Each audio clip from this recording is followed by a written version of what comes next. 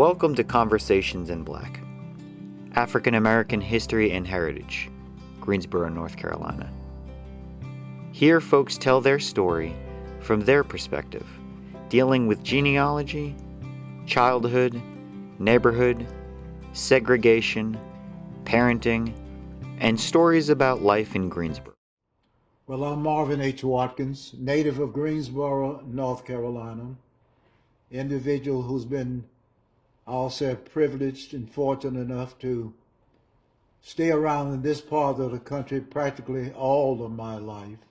I mean, I've traveled places, but I never spent a lot of time anywhere other than Greensboro, North Carolina. When were you born? I was born March 3rd, 1933. 3333. Let's not forget that. And I was not born in a hospital, by the way. All of my mother's children, the 7 of us who got to be a particular age, were born at home. I guess my mother using a midwife for assistance and delivery. Where was your home? Our home at that time was on property that had been owned by Reverend Tillman Brown. That's a whole nother story. Reverend Tillman Brown and another African-American gentleman by the name of Fox War were competitors in the acquisition of land. They both felt like land was so valuable and therefore they should acquire as much as possible. Tillman Brown died, leaving 2 daughters and his widow, Carrie Watkins Brown. The oldest daughter was Mary Brown. The youngest daughter was Beulah Brown. Mary was an educator, well-trained, taught schools most of her life, several different schools. I don't know them all, but I know one was Brown Summit. Beulah, her sister, had some ambulatory and some hearing problems. So she spoke very hesitantly. So we lived in a little community of, at that time, Negroes in a town called Bessemer. And I lived there until 1955 when I met a young woman and we decided to get married. And that was October the 1st, 1955. So I moved from 815, at that time, English Street, to Garl Street, 1503 Garl Street. Lived there for about 5 years until it was time for us to build our own home. And that's where we currently live at 1009 Broad Avenue. A lot has happened in the meantime, however. I don't want to get into every little tale, every little story, but I have been, I think, fortunate to have been able to, which is I think, a real asset, I'll say, to get involved with historically black colleges and universities. And that's where I still am. I'm a big advocate of HBCUs. And I'm especially advocating that HBCUs should not just be in what they call their primacy of teaching, but get much, much more involved in research. Because I look at that as bringing in a whole new stream of money. And that whole new stream of money, in addition to whatever their traditional, I'll say, resources are, that will give them resources to allow them to do things much better. Negroes. Okay, tell me. Tell We're me talking more. about back in the 30s, 40s, 50s, Okay. 60s. We weren't even called colored back then. So he acquired land in the Brown Summit area No, or Bessemer no, area. Fox War acquired land, I'll call it near the Brown Summit area, but he did it near Bessemer or in Bessemer. Okay. I don't know that Bessemer, this was a community neighborhood in Greensboro, North Carolina, the eastern part of Greensboro. Was that Northeast Greensboro? Basically, yeah, starting very early into the Northeast. I It see. was almost where, I hate to get into all of this because it gets me into a lot of things. During World War II, for instance, um, the Combs family owned just thousands of undeveloped acres of land where East Bessemer Avenue traverses, runs through it. My father and Mary Brown Setzer, Tillman Brown's eldest daughter, their land backs up to the Combe property. Our federal government, the military, decided they needed another camp. So they built what was called Basic Training Center, BTC number 10 in Greensboro. Just thousands and thousands of soldiers were brought to Greensboro, trained at BTC number 10. After it became BC number 10 and fulfilled its requirements, it became ORD, Overseas Replacement Depot. I don't want to get into all the details of those military operations, but it was a blessing in disguise that they came and that we lived so close to it. My father's property backed up to BTC number 10. There was a chain link fence with barbed wire on it surrounding the property that divided it. But our property backed up to it. I won't get into all the details of what my mother and father were able to do because of it. Tell me. I would like to know. Well, my mother operated I'll call it a laundry, right there at home. She had ladies who came and worked with and for her. And they cleaned and I'll say put a high crease in the soldiers' trousers of many that they wanted that normal laundries didn't do. They washed, they dried. Much of it was dried outside on lines, they called it. There were no automated electric washing machines and I'll call it a drying machine, dryers. But through their labors and efforts, they were able to get the jobs done and done well. And as a result of that, we had a beautiful working community with the military. Everything was rationed, but not for us. Anything the Watkins family wanted or needed, believe me, some soldier, and I may be talking out of school now, but some soldier got it to us.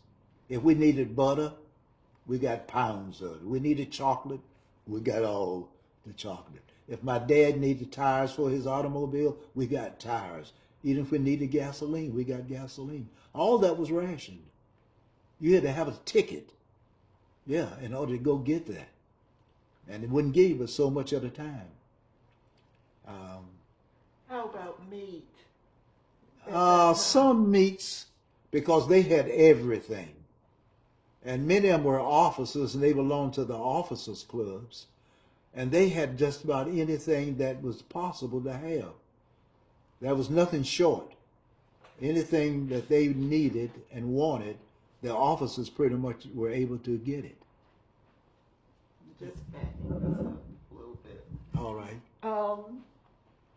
So what else about, did your mother, what type of washing machine or hand wash did she have to do? They used tubs, washing tubs. But you know what? We had a cousin,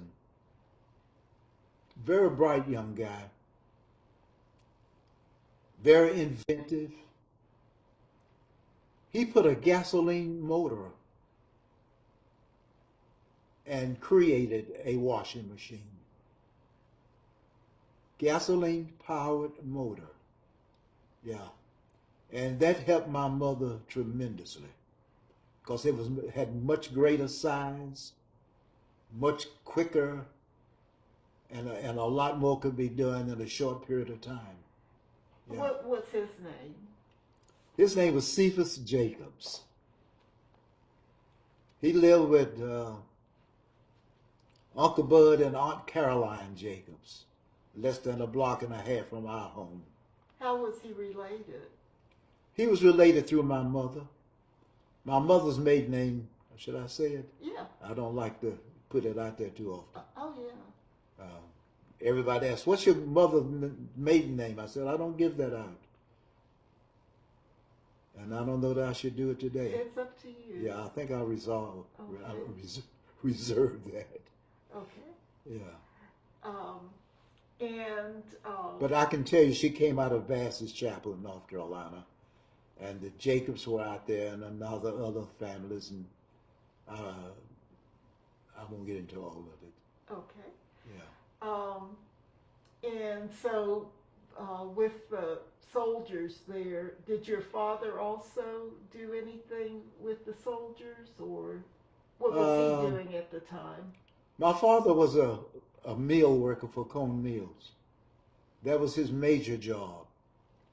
I guess he held that job in the denim dyeing division of Cone Mills, probably close to 35, maybe 40 years, before they gave him something like what they called his retirement, with nothing but a little cheap watch. No real money retirement.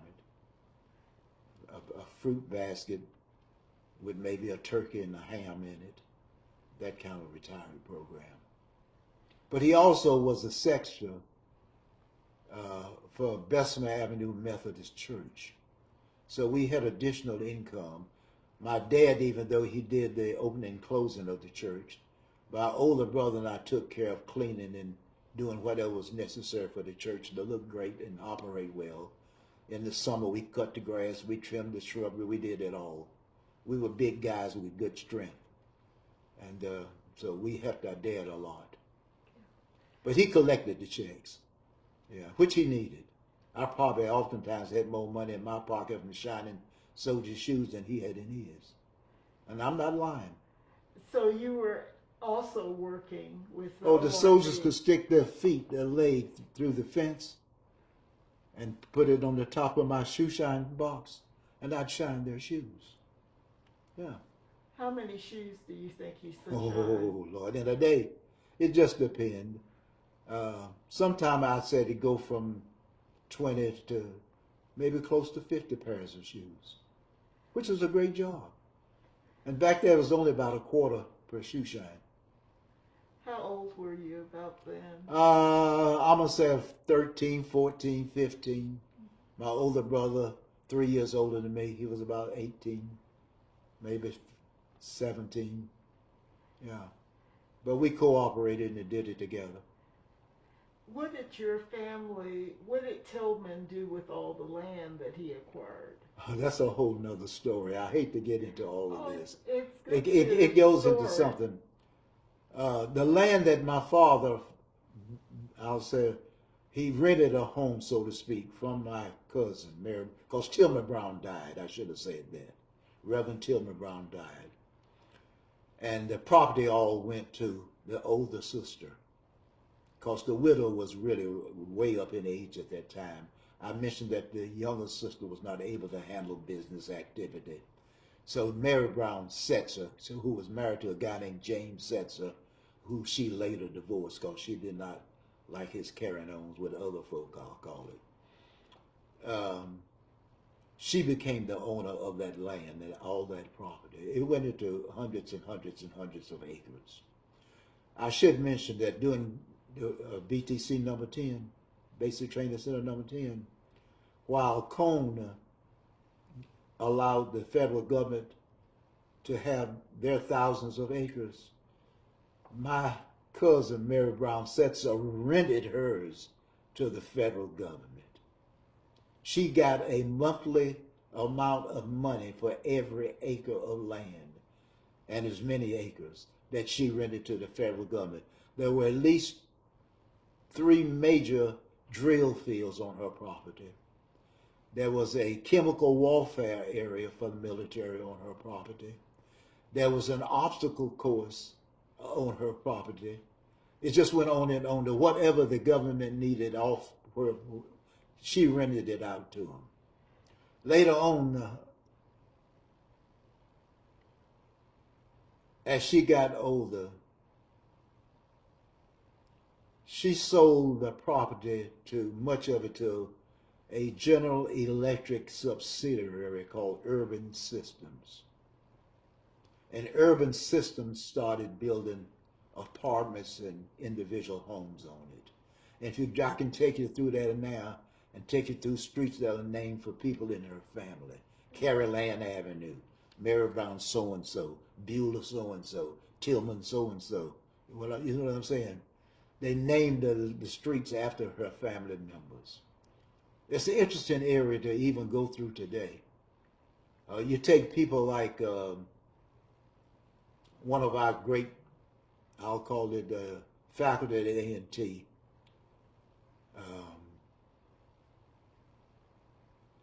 Katie Dorsett. I can't think of her maiden name right now before she and Warren Dorsett married, who became an outstanding faculty member in the School of Business and Economics at A&T, but also was a powerful legislative person, city council, county commissioners, even became an administrative assistant to the governor of North Carolina.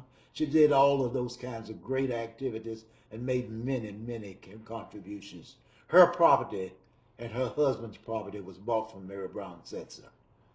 I can take and show you their home right now. She's still, she's deceased, but the daughter, they had one son too who's deceased, by the way, Warren Dorsett Jr. But I'm trying to think of their daughter's name, Valerie. I don't know if Valerie's married or not, but Valerie Dorsett has that home. But that's where I lived as a youngster. Yeah. What is the boundary street to ORD? Is there a boundary street that you can pinpoint for us now? Well, East Market Street. You know where P. Lorillard is now? Yes. So not only did they acquire the land from Cone, see, A&T's farm used to be where P. Lorillard Street is now. I know. I used to have to walk through there coming from where we lived to Jonesboro Elementary School. I'm talking old Jones, not the one that sits there today. It's been torn down and rebuilt. There's a new Jonesboro School there now. But, well, it's just a whole... Well, the one thing that was so significant but sad to me, all the girls in my family were older than all the boys. My sister Willie Mae, then came Lucille, then came Josephine, and then came Carrie. Then came our older brother Charles Jr., then came me, Marvin H., and then my youngest brother, the last, Jerry Donald. While a student at Jonesboro, old Jonesboro School, there in the back was a set of concrete steps,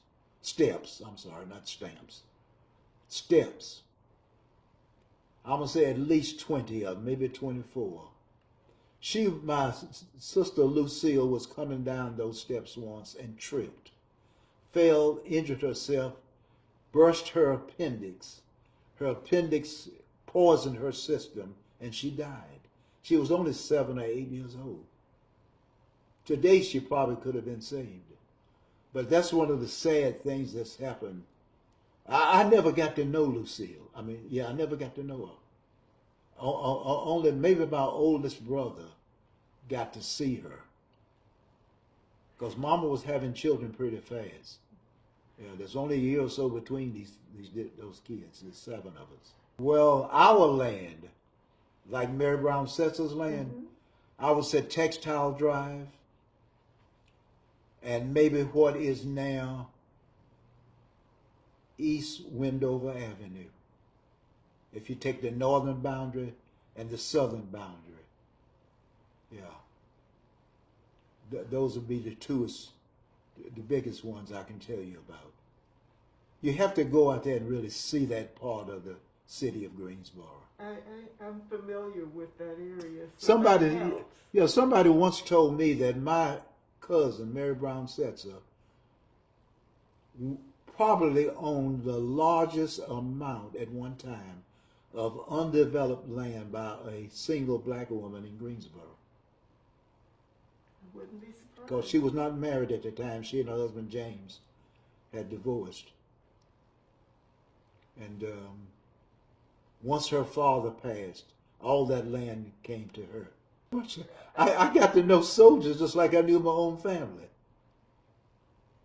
I think about guys now, Howard Cartman, a guy named Cummins, a guy named Paul Green from Des Moines, Iowa. I looked at him, he says, I'm from Des Moines, Iowa. I said, wait a minute, there are no black folk in Des Moines at that time. I said, there are no colored people in Des Moines, Iowa. He said, oh, yes, there is. My family's there and a few others. Smart, and of course, you ladies would say a handsome young man, but he was also a big gambler. He'd come over to our house. My mother always had a kettle on the stove, and that steam was coming out of the kettle. I don't know where I should say this or not. Paul has probably been dead a long time. We talk about the early 40s. World War II, we didn't get into Pearl Harbor in 1941. Camp was built in 42, 43. So I've forgotten exactly what year this guy was there. But he cheated, that's all I'm going to say. And he made a lot of money. It was enough for him to give me $100 and just say, Marvin, just take it. He said, you deserve it. You did this. We enjoyed it. I got money, don't worry about it. Yeah. I was always worried about somebody catching him. And then there was a guy named Corporal Willie James Drew. Howard Cartman was a sergeant, played in the band here in Cummins. His mother, Merle Cartman, moved down from Indiana and became a dorm matron at A&T State University. Merle Cartman, Howard Cartman's mother. And she and my mother were just like this. Yeah. And I have to get into that about my mother. I should say this now since I mentioned her. But Rosa G. Watkins, her name was really Rosetta, we just call her Rosa. She was in the garden clubs. She became president of the Golden Bell Garden Club. And I'm proud to say one year she was even named Woman of the Year in City Beautification for Greensboro, North Carolina. I got pictures of her and Mary Seymour, a city councilwoman, presenting her with the award and the citation. And she always was trying to beautify, I'll call it Southeast Greensboro. Like at an old Hayes Taylor YMCA. I can show you pictures. Well, I'm trying to think of this gentleman's name who was a professor in horticulture at A&T. It'll come to me. It wasn't G.W. Grandy, it was somebody else at the time. But Grandy was there though. Was it Reed? There was a Reed. I remember that Reed too guy, but this man lived down on 7th. I'm trying to think of his name. But they always did a flower show at Hayes Taylor Y annually. My daddy hated it because it meant he had to take all these dozens and dozens of specimens up to that flower show. And he just said, Marvin, come on, we got to do it. We got to get it done. Your mama don't want this done. And so we had to do it. And it was at old Hayes Taylor now. You got to think about on the corner of Dudley and Old East Market. You know something about that, I guess. But it takes me back a long ways. I don't want to get into all of that. But my mother was a very proud woman, mainly a housewife, but also had skills. She's probably, I know everybody talks about their mom being the best cook in the world. My mother really was. And she also cooked at one of the major restaurants.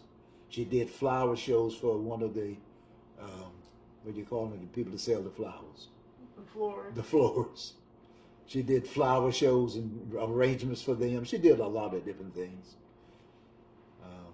When did your mother pass? February of 1970. That was another sad time in my life.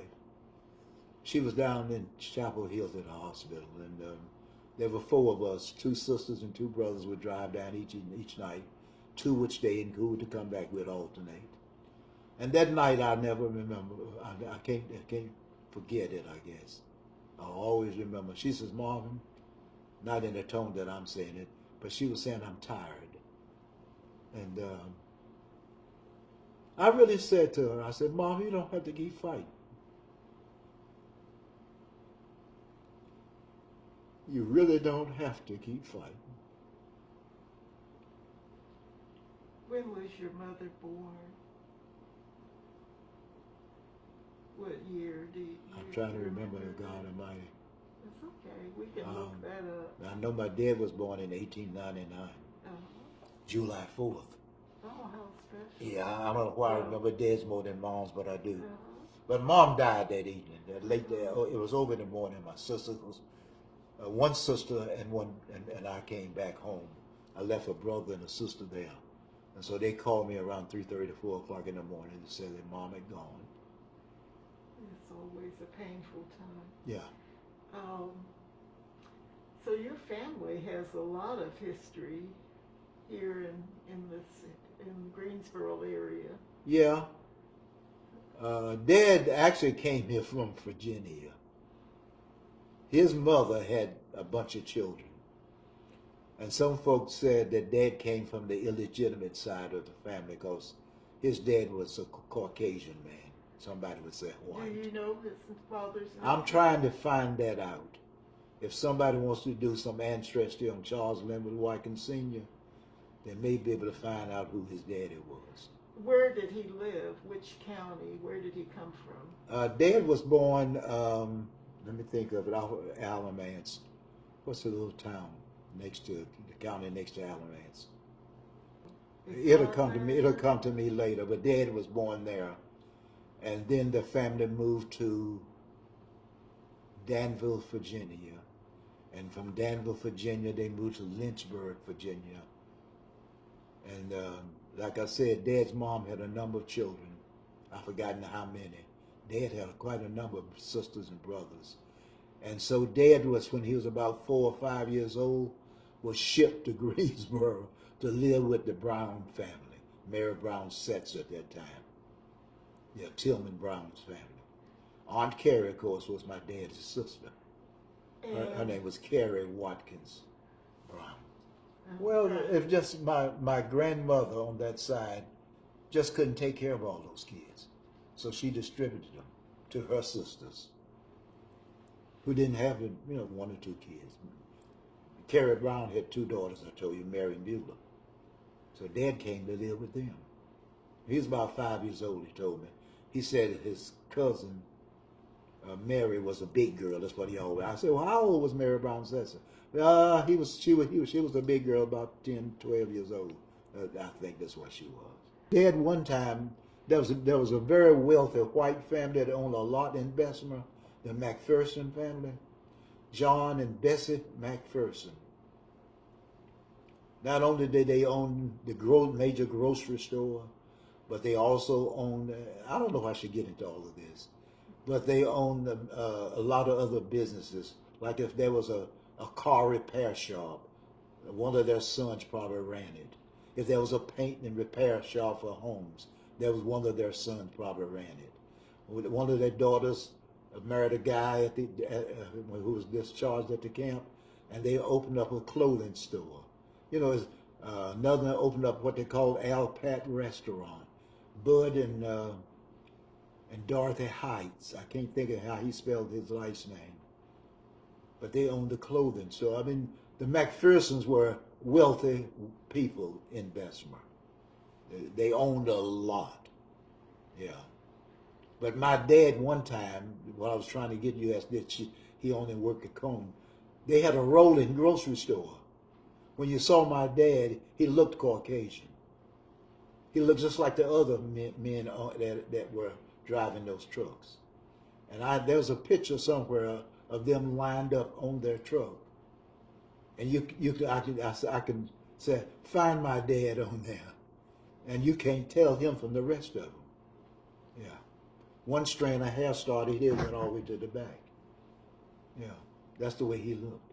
I'd be downtown at Jefferson Square, and he'd be down there talking to some of the other men. And I passed by him, didn't even recognize that was my daddy. And he might say, Marvin? I said, oh, hey, Dad. How you doing? What's going on? You know. But he looked just like everybody else he was talking to. It's called rolling groceries. Yeah. He did that, and also he also did something with chickens. Because he had a nickname called Chicken Red. Some of the Caucasian men called him that Chicken Red. Yeah, but then he also got this job, I'll say, working in the corn mills. I don't know what year he got it. I probably was just a youngster when it happened. But I know he worked there about 35 years. I seen my dad come home. He worked from 7 o'clock in the morning to 3 o'clock in the afternoon. And then he'd come home and go right to the bathroom. And he'd spend an hour, hour 15, an hour and a half in the bathroom trying to wash that dye, that blue dye, out of the pores of his skin. Today, the people who work in the dye factory don't have that problem.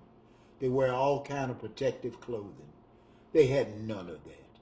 They wore ordinary overalls, a cap, you know, that type thing. So they didn't even have gloves.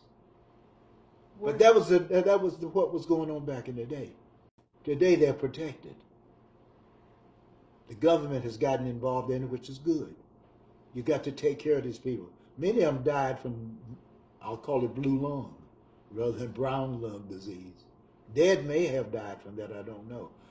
I picked him up one night off the floor in 1967, December 20-something. 22nd, I believe, or 23rd.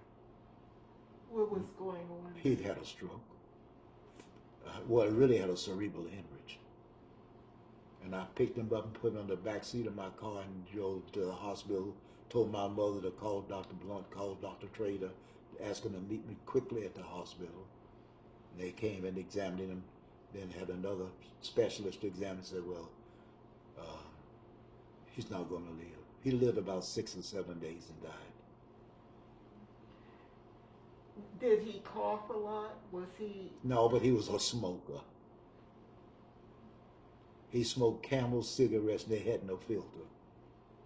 I got the last pack of cigarettes in some plastic somewhere in a drawer in my house. After I picked them up off the floor, that's one thing I saw, that pack of Camel cigarettes. I said, oh, this is what caused it. There was always some hint.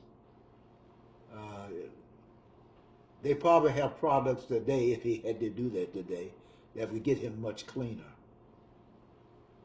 But just getting in the shower, in the tub, you know, it didn't work. And thank God he had built that house. We had moved from 817 to 815 to that next door. And Dad had built that house in 1942. And see, before then, our bathroom was way out in the backyard, outdoor bathroom. But the new house had an indoor bathroom. North. North? Uh-huh. See, English Street runs north and south. That's right. So it was... Mary Brown's property, though, was east of that, while we were on, I'll call it the western part of the street. Her property was on the eastern side. Did you ever meet Mr. T.A. Clark? Doesn't that name ring a bell with you? Taught geography at A&T for years, little short man. He and his wife, Elizabeth, taught biology. I don't think I recognize You don't remember them? that. T.A. Clark. He also bought property from Mary Brown Sesson and built his home out there. Yeah. We're going to have to do a walking tour over that. Well, you know, the stuff you're asking me about right now, I have to be honest with you, it's stuff that I lived. I shouldn't say it, but that's where I grew up. If you want to know about Marvin H. Watkins, do. yeah. I do. And later on, a lot of folk would think I'm lying. I became the rector, the janitor, the overseer, whatever name you want to give me, for the sports arena that was left there by the camp, where all the wrestling matches, the boxing matches, the major dances were held. Like if James Brown was coming to town, this is where the major dance, that's where they would play. I was responsible for getting it all set up. Here I am, 16, 17, 18 years old, doing that. I even had a helper, Roland Wilson, who lived down the street from me, close to my age. I don't know where Roland's living or dead right now. I wish I knew. But he became like my assistant, helped me get stuff ready. Where was the sports arena? I don't remember I'll have to take you to it. Yeah. What's sitting there now? I don't know. I have to look at it. It's right there on East Wendover. Yeah. Is it still there, the building? You know, I'm not absolutely certain. I've got to think about it. I think that building may have been torn down when they built the Coliseum, and then wrestling matches and everything were being held out there. I'm talking about the old Coliseum, not what you see out there now. There was something that looked like, I don't think it's there anymore. There was something that looked like it had a loading dock to the side, and now, is that on Wendover? Well, maybe it's not. many of the old buildings are still remaining, like the warehouses. I'm going to say between East Market Street and Bessemer. If you ever drive through there and you see just a multitude of old cars and stuff parked beside them, those were the soldiers got their supplies from there. Those were supply houses for the military, and they're still there. I remember those. The barracks were moved where they actually slept and lived and cleaned up. And they had major showers. I used to love to go to the showers. Yeah. Because they had everything in there for you. Matter of fact, A&T one time, they had some of the showers right there on Raleigh Street. A&T students lived in those old barracks right there. I don't know you know anything about that. I do. Okay. But I've gone in there and had a shower. What Yeah. was special about the showers? Most people didn't have them. If you had a tub, you did well at home. And many people, if you even had an indoor toilet. I'm talking about black and white people, the Caucasian folk. Poor people. They didn't have anything. So a shower was like a luxury. Yeah. You get your towel and your flip-flops and your soap and you go in there and have a great time. And there's a buddy, the Gilmore family, they're right there on Charlotte Street, William. He's deceased now too. But we were just like that. We were just like brothers. And we'd get together and go out and take our showers. We'd play out in the yard, get sweaty. Let's go get a shower. And you were allowed... And the A&T students knew us. Yeah. They said, oh, here comes Marvin and William. Yeah. Yeah. We were like youngsters, 16, 15, But I could tell you some other things. I won't get into all of that now. Before October 1st, 1955, that was my marriage date. This coming next month, my wife and I will be married 60. What's 5 from 12? Oh, gosh. 4. No, 7. We'll be married 67 years. But anyway, before that, October 1st, 1955, I'm living with my mother and father at home, okay? And the campus, and the camp is gone. ORD's gone. And that part of the ORD is private with businesses and all that operating. Kraft Foods has built their foods plant up there on the corner.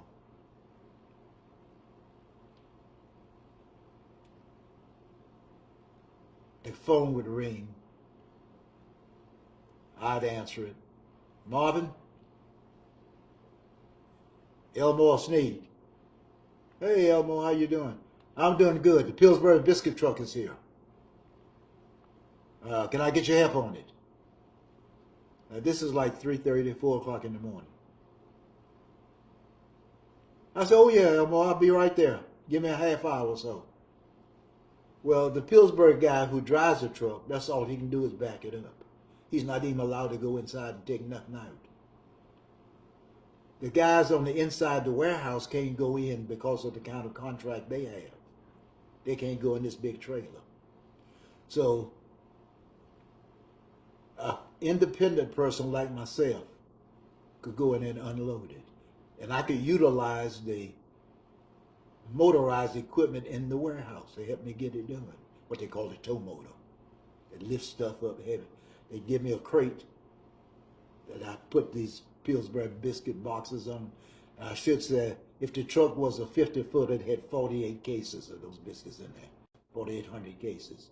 If it was a 52-footer, it went over to 5,000 in some cases in it.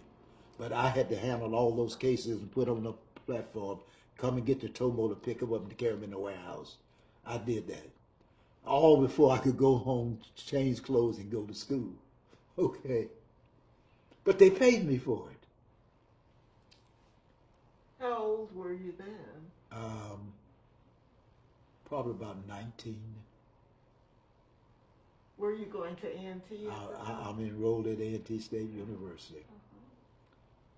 And after I finished that, I'd go to my classes at A&T. Yeah. And I try to get all my classes set up so by 1:30, 2 o'clock, I'm free. Because then I'd come back, catch the bus, or either walk. I mentioned Kraft Foods had built their plant there. And I had to go up and, well, first I'd go to Hassinger Wholesale Company, I better say that, where I glazed doors and windows until about 5 o'clock into the 5:30 in the afternoon. Then I walk up the railroad track to Kraft Foods and clean up their administrative offices, bathrooms, and everything, get it ready for the next day. And unless Elmo Sneed again in the warehouse, Marvin, listen, I need some help back in the warehouse loading these trucks. Can you help us tonight? Can you give me 2 or 3 hours? So I called my wife. We had one car. James said, don't pick me up. I said, I'm going to be at the warehouse helping for a while. I'll call you when I'm ready to come home.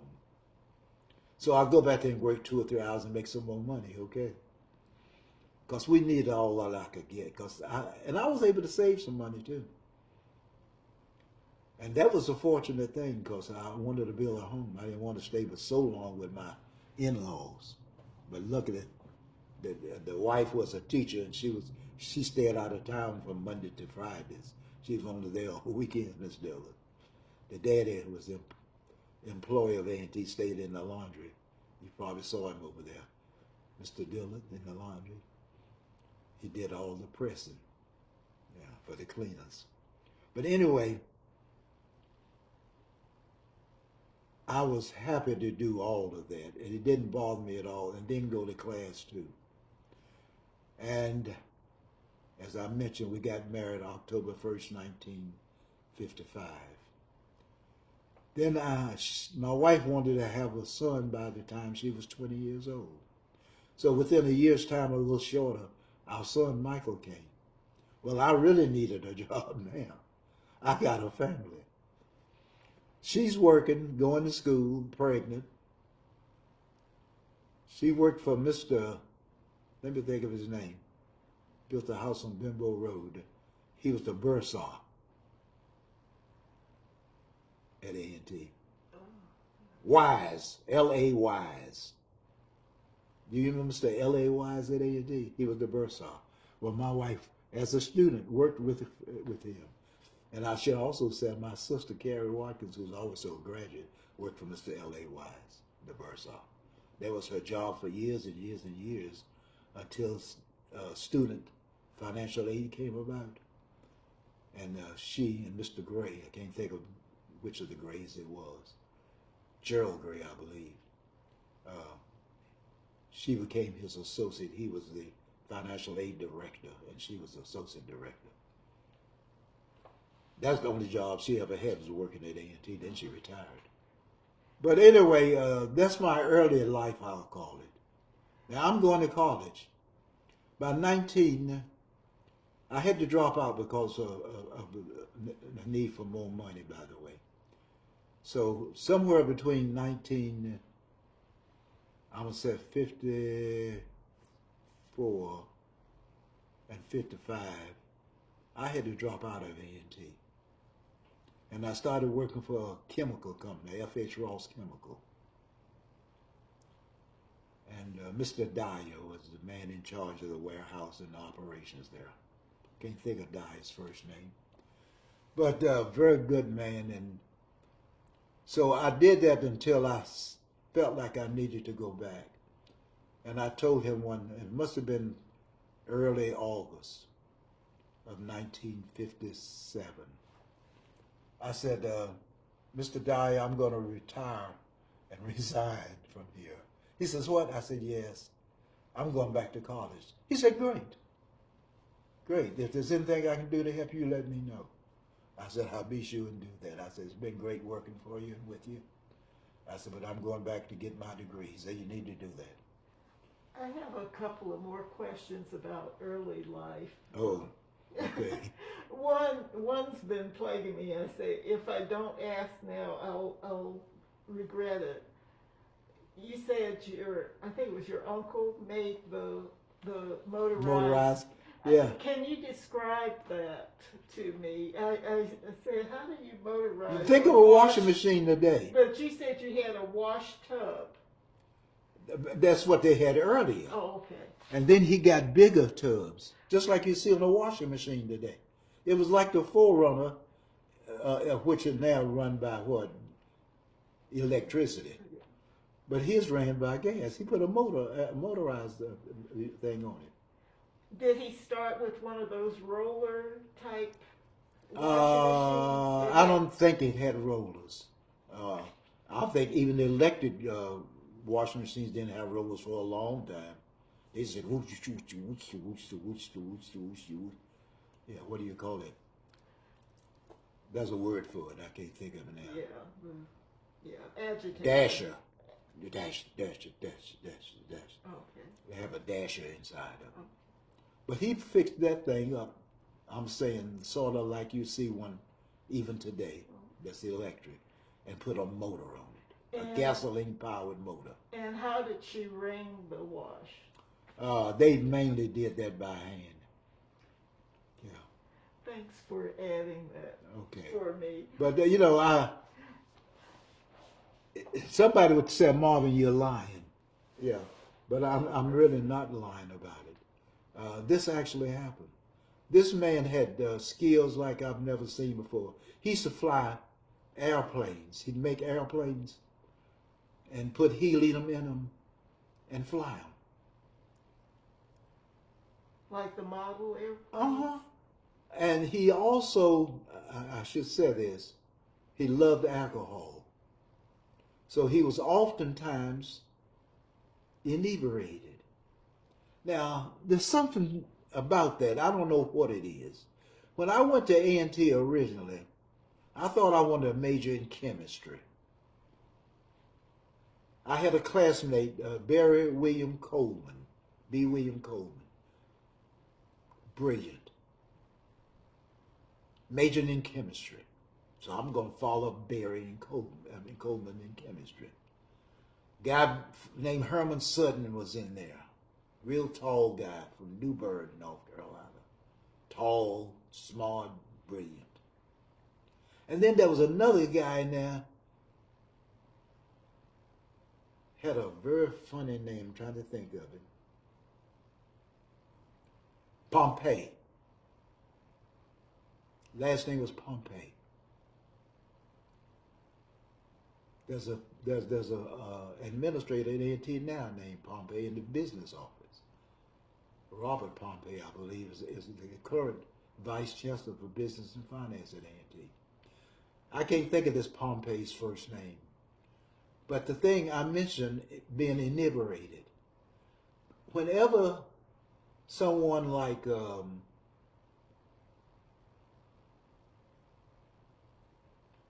I'm trying to think of the great chemistry professor. You would know him. Pendergrass. That name doesn't mean anything to you? Oh Lord, James Pendergrass. Put on those formulas with one hand and erased them with this. He'd give a test. Funny man, always said things I thought shouldn't be said.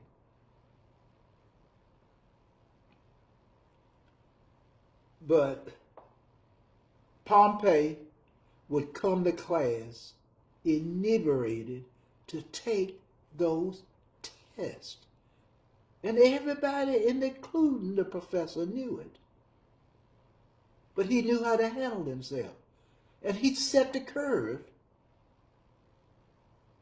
Had the highest score on those chemistry exams. I said, my God, Mama, this ain't the place for you. And B. William Coleman, he was probably next, or Herman Sutton was number 2.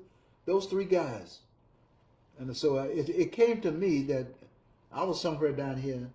I said, this is not where I should be. So I told Dr. Pendergrass, I said, you know, I'm going to transfer from chemistry to social studies. So I started majoring in history with a minor in English. And I did extremely well in history and English. And so, so much so in 1958, I'm a senior. Because I tell you, I had to stay out. I didn't have any money.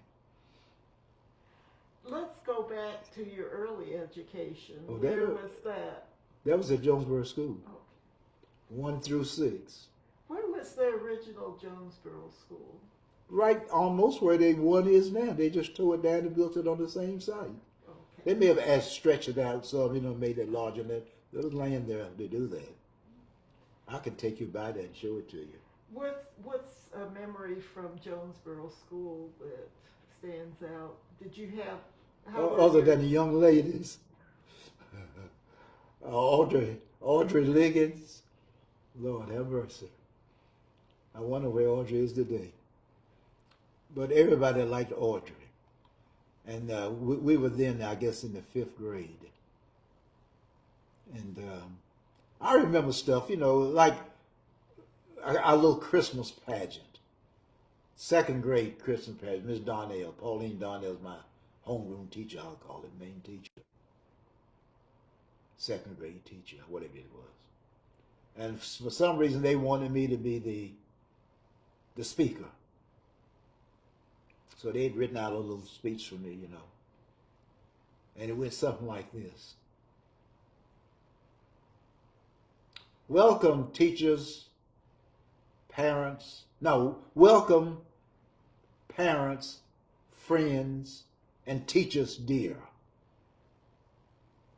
Once again, we gather here to sing our songs, say our pieces, but not too long.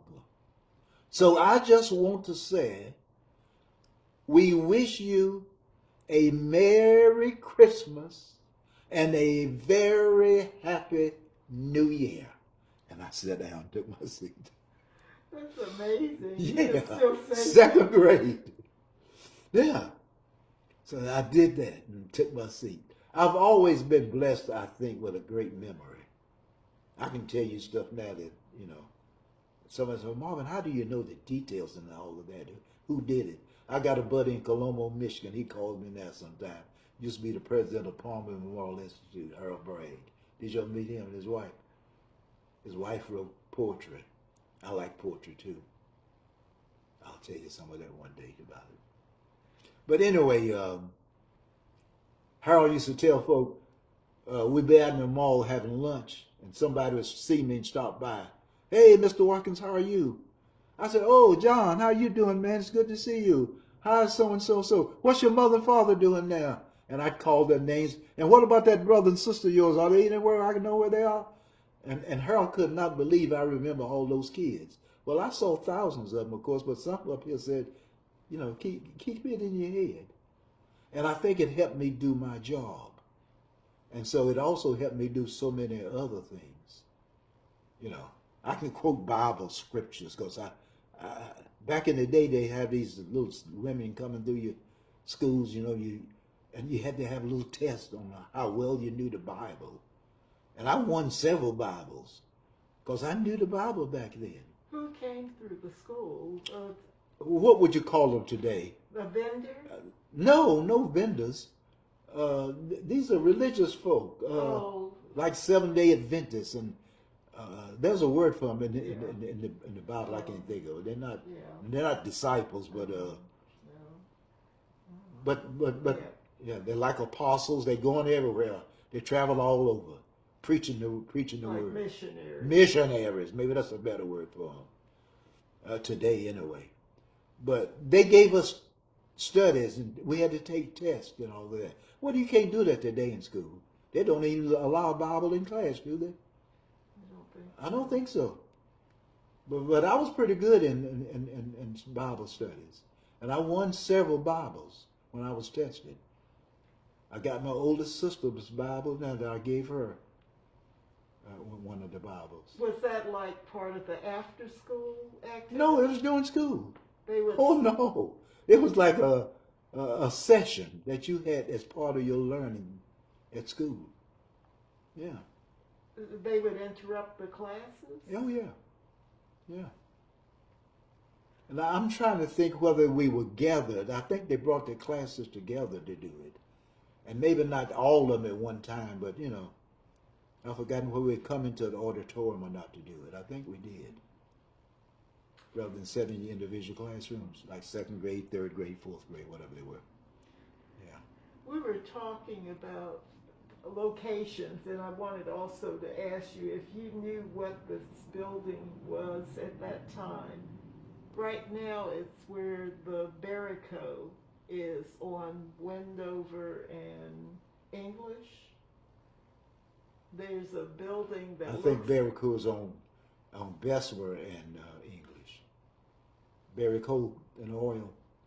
Oh, I think you're right. Yeah, I know. What is that building? It looked like a warehouse of some sort. That's there now. No, before. It was an old building. On the left side. That's where Kraft Foods was. But before they moved to Raleigh. So that's where you were loading. I'd load cheeses. I'd load mayonnaise. I'd load whatever Kraft's products were. They did a whole lot of stuff. Oh, that's wonderful to know that that's the building you're talking Yeah, about. I'll show it to you when we go back. I know exactly. Yeah, that was Kraft Foods. I always wondered. It's now a plumbing company, I think. It's Bernetaie. Bernetaie owns it now, across the street. I'm talking about the left side now. If you're Bernetaie's going over north, here. or are you going? I'm going east. You're going. Bessemer runs east and west. Right, but I was thinking of English.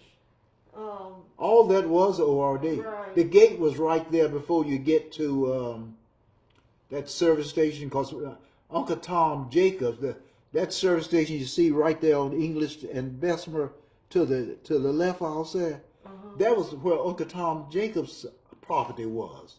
My uncle, he sold it to the petroleum people. Made good money too, by the way, and built a house down on McConnell Road. His only daughter, Ruth Jacobs Tompkins, lives in. Well, she did live. She's dead now. One of her grandchildren lives at home now. Dale, you know the lady was on television, tall. Oh God, Dale married her. He's a Tompkins, but I know Lisa Johnson Tompkins is married to Dale Tompkins' son. Okay. Yeah. Okay. Nagatha Tompkins. You don't remember Nagatha on TV? One of the first blacks on TV behind Sandra Hughes. Real tall lady. You learn and live a lot if you are blessed by the good Lord to stay here for a while. Exactly. And with And the, I haven't even gotten to what I do. I know, and I'm going to get to that, but there's a lot still about Greensboro and stuff too that I want to capture. So I wanted to ask you, was there any racial? Always. Tell me about I that. hate to get into it because some things you almost want to forget about. Staunch segregation, was in effect. And I guess pretty much everybody except Cephas Jacobs knew their place. The guy I tell you about who made the motorized washing machine, he traveled with 2 white women, believe it or not. And I tell you, there's so many odd things that you're not supposed to know that happened during those times. But Cephas not only could drive, strong as an ox, well built. This is a youngster. When I say like 28 to 30 some to 40 some years old. Those are the times that I knew Cephas. And these women went throughout the Southeast looking for antiques. And Cephas would go with them. Now, I could never understand how they did that. And Cephas, I guess, hardly ever, if ever, got into any real difficulties, traveling with 2 Caucasian women. But he handled all of their antiques, made certain that the shippers got it where it's supposed to go, who was supposed to pick it up. He did all of that. Did he drive? But I don't know that he even had a license. I don't know. I think he did. But he certainly did not own a vehicle himself. Cars were hard to come by. You had to have a few dollars to be able to operate a vehicle back then. I'm talking about the early days. And certainly when the war was going on, you couldn't get tires or nothing for them anyway. So cars, if you had one, just sat in the driveway, covered up, or whatever. If you had a carport or a garage to put it in. My dad, I told you, was very fortunate because the soldiers helped us, and certainly helped him. And I think by him working for that Bessemer Avenue Methodist Church, Mr. Henshaw, I'll never forget that man. He was like the rector, the guy who handled all the business for the church. I didn't care that much for him because I thought he was staunch segregationist. But So he was white. He was Caucasian. The church is white. Yeah, Bessemer Avenue Methodist. There was no black church out there then. I think it is a black church now. That's something else. I believe it's a black church now owns that property. But anyway, my younger days, there's just so many different things. People won't believe all the things that went on. And yes, there was staunch segregation. At that restaurant where my mother, I told you, did short order cooking, it was called the Al Pat. Because Al and Patricia Yost owned it. So they Al Pat. You get it? There was a black guy who was a chef named Clem. I've never known Clem's other name. All I knew was Clem. He did all the major cook and could cook. But I told you, my mom could cook also. So she helped him because business was good.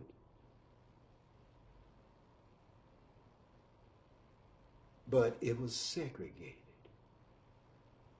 You are black, you can't even come inside and eat and have a beer or nothing else. I'd go to the back door and they would hand me a bowl of pinto beans, I'll say, in a paper cup, a hot dog wrapped up, and a soda. And that was my lunch. I couldn't come inside to get it, even though my mom's in there and Clem's in there. Okay. Now, some of that did change later on. Some of the stricter rules started being relaxed. I'll use that term. It didn't go away, they were being relaxed. For instance, if I was hopping curb and I had 4 guys in a car. They all wanted a beer. I could then go inside, get that beer, and bring it out to them. You see what I'm saying? Somebody didn't have to hand it to me out the door. If you were helping whites. Well, didn't many blacks come up there on the curb? And you know they didn't go inside, I'm telling you. I just about every time, every now and then there might have been a white guy and a black guy. But you didn't see that often. Explain the term hopping curb. Oh, where you took the order outside of the restaurant. And then you gave that order to whoever took orders inside. It was prepared. Then somebody would notify you, order so-and-so and so-and-so is ready. And then you get it. Then you deliver it to the people in the car. And you were working for the restaurant to do this. Oh, yeah. And you had to have a certain swag, I'm going to say, about doing it. I even had a little song I would sing. Like if the guy was coming up with a good-looking lady, I'd say something to make my tip bigger. I said, ma'am, you're really in high cotton tonight. That guy there, I said, he's going to have the best of the greatest, whatever that is. I said, just look at this convertible you're riding in. Wonderful. I said, he does it all high step. I said, just order whatever you want. It's going to be paid for. Well, all of that is getting my tip bigger. And so maybe they'd sit there because he wants to act like he's really that big. And he's trying to impress this young lady for the evening, okay? And so I'm telling her a bunch of stuff that probably ain't true. Some of it might have been about this individual and how well he did things. Slide the chair back this way. Yeah. There you go. And how well he did things. But anyway, that's hop and curb. You go get it and hop and bring it back. You go out to somewhere now like Sonic, they skate. The curb guys and girls, they skate from the car to the business and back to the car. That's called hopping. That's all that is. Does that take you back when you go to Sonic? Yes, yes. But anytime I go there, I just go through the drive-through. They do make a pretty good corny hot dog. And they have something called potato tots that I like. And I'll get a good size order of those. Eat it with my, what you call it, a foot-long hot dog. They still don't know how to make chili. And they don't know the order that the food should be put on the, and no hot dog ought to go in water, no frankfurter. It always should be grilled. And they don't really grill it like it should be. They run it through some other mechanism. Explain the order that the chili and slaw needs to go on. Okay, once you put the hot dog frankfurter on the bun, next comes your yellow classic mustard. Next comes your slaw. Next comes your well-chopped onion. And the last thing that goes on, unless you want cheese, is your chili. And you stream it all the way. And it goes down through there and gets into all of them. And when you bite it, you're getting a great taste. If it ain't made that way for Marvin, and I tell them that, I want the mustard, slaw, chopped onions, chili, in that order, on the hot dog. Well, you know, you don't always get it that way. They're going to do whatever some supervisor inside told them to do. But anyway, that's the way I want it. Yeah. Every now and then I want to cheese, some cheese on it. It's funny because I went to other states and expected to have chili and slaw on a hot dog. Do you know how that got started here? It's called a Southern Slow Dog. And you mean just in Greensboro or just in North? I don't know. I haven't really had it anywhere except. Well, people try to get it, like if you go to a Coliseum or somewhere, they will give you that hot dog on the bun. There's the mustard over there, there's the ketchup, there's the pickles, there's whatever you want to put on it over there. That's what they want you to do. the way you might want it. Well, And no, most of them don't have any chili, I don't think. well, that's what I'm saying. I don't remember seeing that anywhere outside of Greensboro until later. Mhm. So I was wondering if you knew how it got started. I don't know, but I know it's always been what I felt like was making a good hot dog. My mother she knew how to do it that way. The hot dog stands I would go to, that's the way they would make it. And so, and nobody used water on a hot dog. It's always grilled. Yeah. Even frozen custard people, they grilled it. We had the McPherson people, they brought a frozen custard stand here. Nobody ever heard of frozen custard before. I forgot the names of the guys who ran it, two brothers. But McPherson's did a lot. I hate to go into all of that. I could talk about them forever. Well, if there's some stories that you need to preserve, then we'll go back to it. Well, you talk about segregation. I'm going to give you for instance. George McPherson had a trucking company. He hauled cinder blocks, sand, all those kinds of things for construction. We are going to go down to Goldsboro, North Carolina, and take a load of cinder blocks, sand, and whatever down there to a power plant because they're expanding it. It's cold as the devil. This is late November, early December. I forgot exactly when. On the way there, one of the tires on the trailer that's heavily loaded started doing this and was almost coming off. So George quickly pulled the truck to the way off the side of the road and stopped it. Somebody notified a highway patrolman that later came by who could call a trucking company, because we had no phones back then, remember, to say, you need to get somebody out here. We've got a truck that's having a problem with tires, and see if we can get somebody out here to help him. And you need to bring size tires so-and-so. I do see the tires and this and so. Make sure you have them available when you come. So the trucking company finally got there.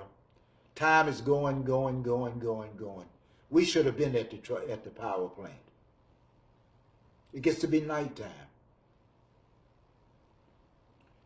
So the truck is repaired, the tires are put on, and we continue. We get in there after dark. And the man says, we'll close down. You won't be able to unload until tomorrow. I said, oh, Lord. I was going to get back home. I didn't care if it's 2 o'clock in the morning. 3 o'clock. It didn't make any difference. And then I heard him talking. You can sleep in here, but he can't come in here. Talking about me. Now, you're talking about segregation. This is an old, dirty power plant. But they won't let me inside in freezing cold weather so I can get out of it and sleep comfortably. So he and George get into a big argument. George McPherson. He said, this man's like my brother. He helps me do this. He comes to my house and sits there and eats. I go to his house. His mama's the best cook. He can't come in. That's the order. So I said, George, hold it. George is going to fight him. I said, give me the key to the truck. I said, we have blankets in it. We have blankets. I'll use those blankets and I'll use my coat. If I get cold, I'll start the engine and get the heat from the engine. I won't run it continuously, but I will get a few hours sleep. It's already, I'm going to say, about 10, 11 o'clock at night. So we ain't going to sleep no more until daylight and maybe early daylight. Get up. Somebody else comes in and unload that darn thing. So we spend the night there. And George says, Marvin, I'm sorry that happened. I said, George, it's a sign of the times. I said, one of these days, those idiots, and that's what I called that man, I said, they're going to learn that there's no real difference in the people. I said, yeah, we all bleed the same kind of blood. And he said, I know it. I've seen your blood and I've seen mine. It looks just alike. I said, and it is. I said, we're brothers by different mothers. That's what we are. We're brothers by different mothers. That's all it is. But anyway, that was just one. I could give you several examples of segregation. You know, going to school. I played with white boys and some girls as a kid until it was time to go to school. And then Richard and Bobby Turner would have to say, Marvin, we're going home. Hell, if I was at their house, hey, listen, I'll see you guys tomorrow. Bobby, I hope you know how to catch that ball better tomorrow. And Richard, teach him how to hit. You know, I mean, that's the kind of talk we'd have. Then I'd walk back up the street to my house and they'd go in their house. They'd go to Bessemer Elementary. I'd go to Jonesboro Elementary. I could have walked to Bessemer much quicker than walking to Jonesboro. Yeah. But they wouldn't let me in there. How about going downtown Greensboro? What was that like? You bought stuff and you left. You didn't sit at the lunch counter and eat. And I used to love stuff that they had on those lunch counters. They had a lemon something pie. Lemon meringue? A lemon meringue pie. It was one of the best tasting pies. I knew Mama could cook them. But they had, I said, Lord, and this buddy I mentioned about taking the showers, Gilmore, his mother, Charlotte Gilmore, worked there and helped make those pies. She could cook it. It had all kinds of pies, but that lemon meringue was just delicious. But all I could do was get a slice and leave. And I mean, you knew your place. You go into Van Story Clothing Company. You might could try on a jacket, but you didn't really try on the pants. You know. But you bought what you thought you needed and you left. And you tried on shoes, I believe.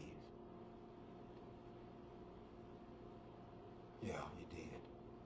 You had to have on socks, and they would put something. Sometimes they would give you a pair of socks to put on. Exactly. And the shoe, Lord, they had great shoes. They don't have great shoes today. I can't stand the shoes I have on today. You're talking about Van Story? Yeah, because they were made, all the shoes today are made somewhere else. And the laces are not perfect. They're not specific. If you wore a 9.5 dB heel, you got it. You try to get that today. No, we got a wide, we got a narrow, and you got a medium. And it is said it's a 10 or it's a 9.5, but you know, you don't know whether it is or not. You try it on, well, I can wear this, I believe. Right now I have a hard way trying to wear between a 10.5 medium and an 11 shoe. And so sometimes I say, I better get the 11. Yeah. But back in the day, you know, things were more specific. And segregation, of course, was part of that specificity. Yeah. And you just knew things. Did you ever see anything with the Klan in this area? Sadly, no. Happily, no. I never saw that KKK anywhere. Now, somebody may have written it somewhere and I didn't see it. In the newspaper, we saw it. Because some photographer would take it and put it in there. To show what was going on maybe at another little town somewhere. You take Statesville, North Carolina, for instance, close by, on your way to Charlotte. You know, the head dragon was down there. You take the thing that happened in 1979 with the shootout. I know you know about it. Well, most of those folk came from down there. And the police knew they were coming. And they could have stopped it. They could have taken their guns. They knew they were loaded for bear. Yeah. The police drove someplace else away from Morningside homes.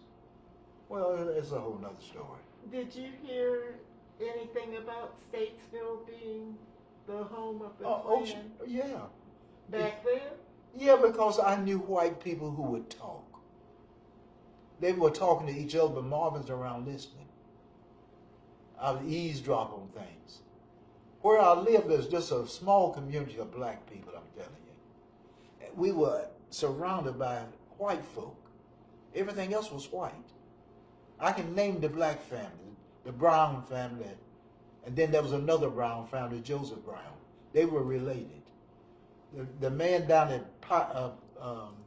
Paul Brown, where the bookstore and stuff is at A&T, not the new one, where the old bookstore was, on the corner there, named for Paul Brown. That's Mary Brown. That's Joe Brown's brother. Yeah, who lived down the street from us. You see what I'm saying? That's where he grew up. And he was in a Hoffman Training Center. You ever heard of it? Never heard of Hoffman? Oh, Lord. That's where the bad young guys went. Well, he was the superintendent down there. And they finished their education there. They had to go to school at Hoffman Training. Was that like a correctional? It's a correctional center, but it's called Hoffman. And Paul Brown, where that building's named for on A&T's campus, he's the man who ran it. You ought to Google that sometime. I don't Google, but you know how to do it. It's just so much. I don't want to get into all these things.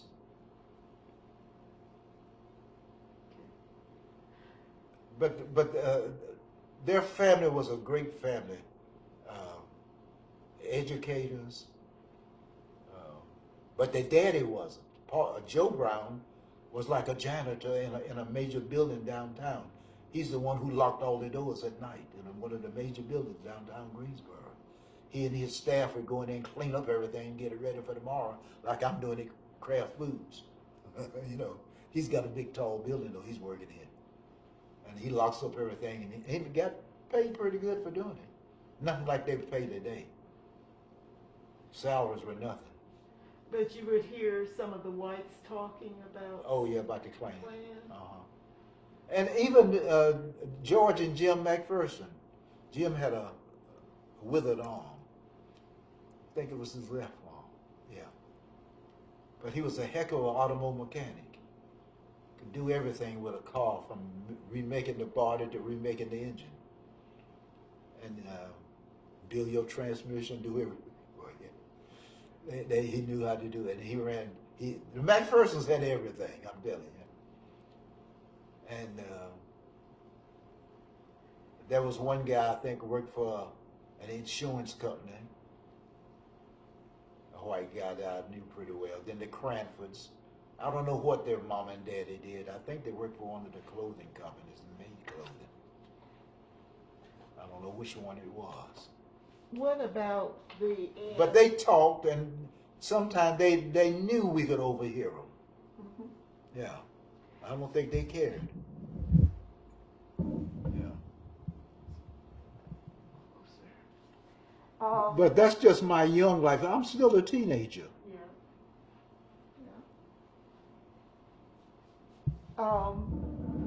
How about the A&T farm at Pilarmar's site? Do you know when that went in, the farm? I don't know exactly what year it was. That's interesting to find out. I can guess at it.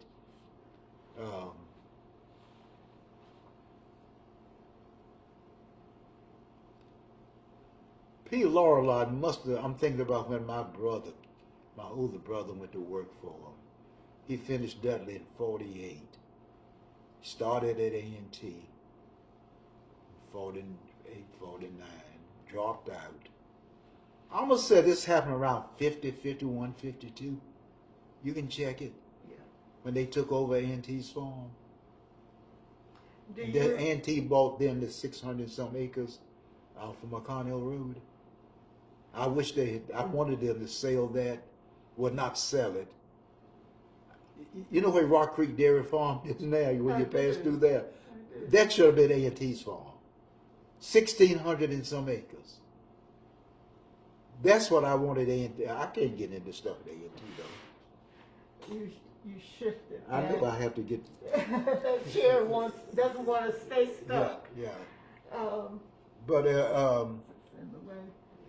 a guy named Thompson came here from Hood, and he talked with Kenneth Lee and myself, both graduates of A&T, of course. And he says, guys, I don't know whether you've ever thought about it or not. He says A&T's got 600 and some acres that's in the city of Greensboro. Cows, hogs, pigs, whatever you want to call them, are down there. That ain't gonna last forever.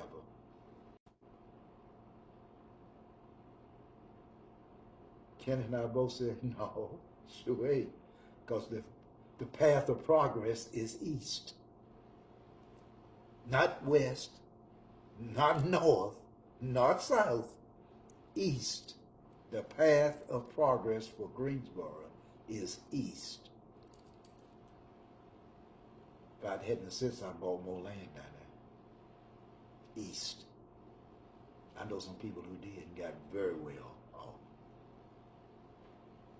The Youngs Mill Road area. Oh, Lord. Did you never know W.T. Ellis, Willie T. Ellis? Yes.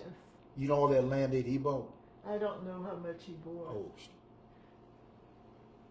Willie T. told me, he says, Marvin, and I'm just saying stuff now, maybe I shouldn't say it. He said, I just sold my last lot. I said, you just sold the last lot? He said, and guess what? I said, what? I didn't drop a single one, a single dollar. Whatever I asked for it, that's what I got. I said, Willie T., you in great. He said, yeah. He said, I don't have to worry about retirement, not financial. My family would be all right. And he made a bunch of money. Young Thomas T., did you know him? Willie T. Ellis Jr. I didn't know. Milford Ellis. You don't know none of them? Oh, Lord. Thomas T. might have been vice chancellor one time at A&T for business and finance. Close to it. But anyway, you talk about stuff. Okay, let's start with. I don't want to get into A&T's things, but anyway, Yeah. Thompson had he said, let's go and talk to the business manager. That was Charles McIntyre. And of course, he would not hear it. I said, Charles, this is our opportunity. That land is now ready to be grabbed up, and we can get it at a great price. I said, the future is there. It's not going to be where we are on McConnell Road for our farm. We're an 1890 land grant. I said, every time I speak to anyone, those are my first words out of my mouth. If we're talking about A&T State. I might say North Carolina A&T State University, an 1890 land grant institution. That's how I begin it. But you know, Charles was a bright guy, but he just couldn't see things always. And so even though the man from Hood tried to convince him, Kenneth tried to convince him, I tried to convince him, I don't know how the chance, I've forgotten how Dr. Ford was thinking on it. He never really came out with what I call a definitive thought on it. I think he's listening to McIntyre's business manager. And you should basically do that. But I know some campuses are real in trouble right now because of listening to their business manager. I mean, seriously in trouble. You don't have to go many states to see it. They're changing presidents about every 2 or 3 years. It's bad leadership. I'm just going to say it. I'm telling you, I'm for the HBCU. They had to say that. Yes. I'm trying to help them. That's wonderful. Yeah. Tell me about what you know about Gateway Campus. And then we'll jump back since we're on the farm and Gateway. Well, Gateway Campus, I'll say, was a great idea of Dr. Rotter's. We had already had the North Campus where the hearing impaired school was off of 29 North. Have you been up there? I've seen it. Yeah, that's the northern campus. This is the southern campus. But we had to give up 75 prime acres of land in order to put that research campus there. I don't like, even though I know there's some, I'm going to call it necessity, for cooperative efforts between North Carolina Agricultural and Technical State University, a land-grant university, and that other campus called University of North Carolina Greensboro, which is a girls' finishing school. I know that. But I also know what's going on over there too. Some people may not know what I know. I know about the Samuel Page Committee down in Raleigh. Some people don't know about it. I do. I know about economies of operation. So I'll just leave it at that. So what year did you graduate and go to A&T? Oh, I didn't finish that story. Yeah, We had gotten married. I had to drop out because my family needed money. What year was that you I went back in 1957. But when and did I finished school in When did you start? That's another whole story. Okay. We had decided coming out of Dudley High School in 1952. Oh, we skipped Dudley. I know we did. Let's not skip Dudley. Well, let's go to Dudley first. Okay. And then we'll go there. Well, I leave Jonesboro School where I did the speech in the 7th grade, and I go to Washington School for 7th and 8th. And after, there was no Lincoln Middle School. So we go to East Washington School for 7th and 8th. Did well there. I mean, I enjoyed it. Had some pretty decent teachers working, some of them real good. And then we go to Dudley High School for 9, 10, 11, and 12. I did well at Dudley. I was captain of the safety patrols. I made decisions on what could be done about different programs. My saddest thing, we brought in the National Honor Society, my class, the class of 1952. That's when it was first started. Sadly, I did not make a high enough score. I missed it by some part of a fraction, they told me. I thought I made it, but somebody said I didn't. So I did not get in, what do you call the original something? Oh. The original? Yeah. The initiative? I can't know. That's a word for There it. is. But anyway, I didn't make the National Honor Society. I'm so proud of my granddaughter. I told her one time, and she was calling me, telling me, Poppy, I'm in the National Honor Society. I said, guess what? I said, I knew you'd make it. I said, you're smarter than Poppy ever was. I said, she said, what are you talking? I said, because I never made it. Yeah. It's inaugural. Yeah, the inaugural. Yeah, I didn't make the inaugural National Honor Society. Class of 52, yes, I'm really smart. That guy B. William Coleman I mentioned in chemistry, God almighty. I wish Barry was here today. He almost was the one who tried to get me to buy land on Youngs Mill Road. If I'd listened to him, I'd made a bunch of money. But anyway, that's a whole What did he end up doing for a living? He worked for a company one time, and he had several patents where he did something with silver, because he was a chemist, and he had several patents, I'll say. And then he decided he wanted to open his own furniture store. So he opened a store down on South Elm. Do you know the name of it? I can't think of the name of it now. I wish I could. Yeah. But it escapes me. But Coleman opened it was a nice furniture store. Yeah. But he died young. He didn't live very long. I have outlived most of my classmates. I guess you can look at that. 1952 has been 72 years ago. That was my class. 72 years ago. And I think... And most of us were at least 18 when we came out. I was 19. And didn't live There long. may be something to that. My buddy Gilmore, I just told you, he worked for NIH. He was a researcher in there with the National Institutes of Health. And over in Crystal City, right in Arlington, Virginia, you ever been there? Yes. I know you have. And anyway, he and his wife and a couple of friends were at the beach, Virginia Beach, and they were out having dinner one night. He just keeled over off the stool chair into the floor. They called the medical folk, they checked him. He had pancreatic cancer, hidden. And that reminds me of Leonard Robinson, Yeah. Buddha. Buddha Robinson. Buddha and I have a story together. I had to tell you Tell about it. me. Well, we're going to jump around, but that's okay. That's A&T. Yeah. I'm taking my classes, okay? Well, no, let me do this first. Okay. I'm in undergrad school. I'm in my senior year. I see the sign downtown, we are hiring at the post office. Mama, you ought to take that civil service exam and see how you can do on it. So I get with some people and find out what's, the ins and outs and everything, what I need to do. And I fill out my application to take the civil service exam. The good Lord bless me. I took that exam and passed it with a high enough score that I was going ahead of veterans coming back from the Korean War. Now, I mentioned Dudley High School.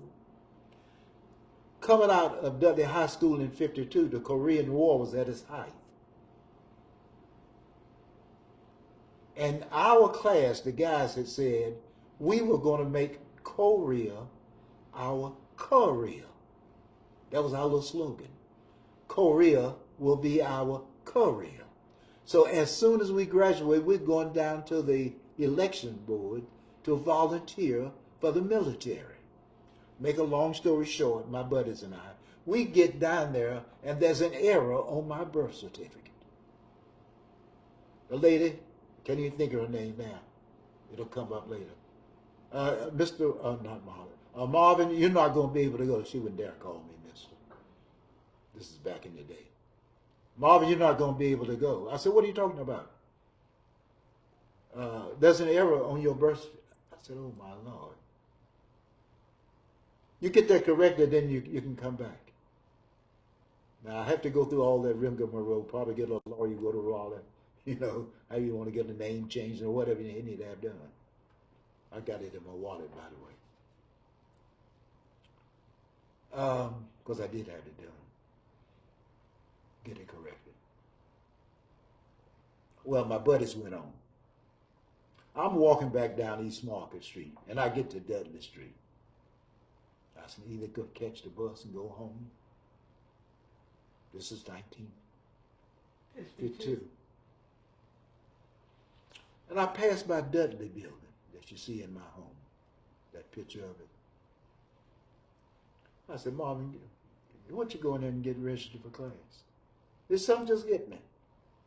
So you're not going to get in the military right now? Go and register for class.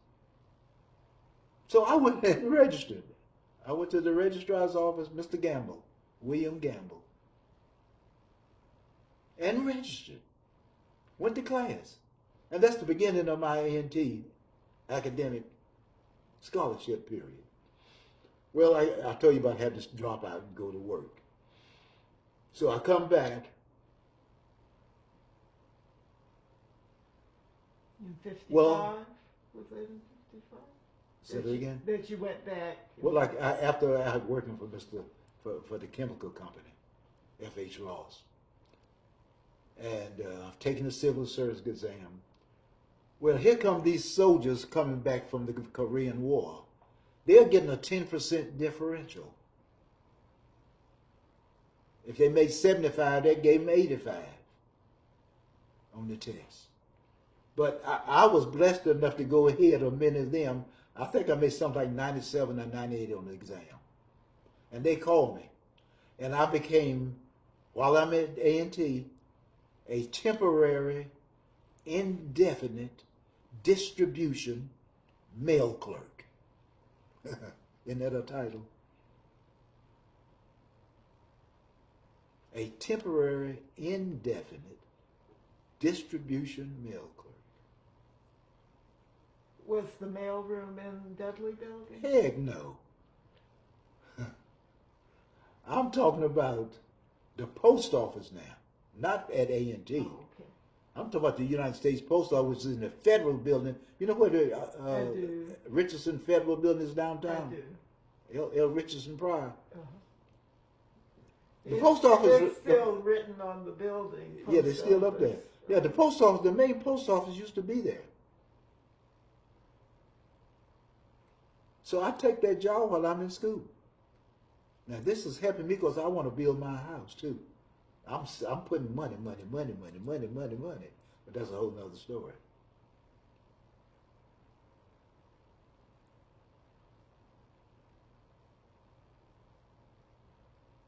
I graduate from A&T May of 1958.